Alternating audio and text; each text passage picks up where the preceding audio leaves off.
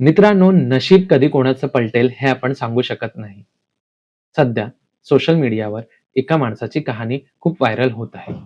या माणसाने एम-ई-टी मधून हॉटेल मॅनेजमेंट केलं होते. त्याचे वडील सुद्धा आर्मीमध्ये होते आणि कुटुंबाचा चांगला व्यवसाय होता. पण एक संकट आलं. ते संकट होतं कोविडचं. या संकटानंतर या कुटुंबाला जवळ-जवळ 14 करोडचा लॉस झाला.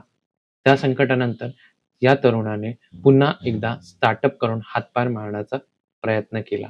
पण त्यातही त्याला यश आले नाही.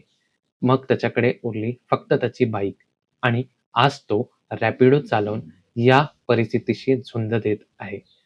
म्हणजेच कोणतंही काम लहान किंवा मोठं नसतं.